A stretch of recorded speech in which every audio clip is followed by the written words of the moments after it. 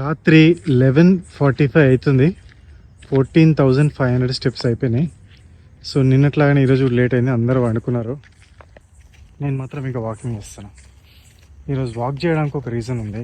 కొంచెం టెంప్ట్ అయిపోయి ఒక కోల్డ్ కాఫీ తాగిన ఈరోజు. అంటే తాగొద్దని కాదు కానీ కొంచెం ఇంకో గిల్టీ అనిపించింది.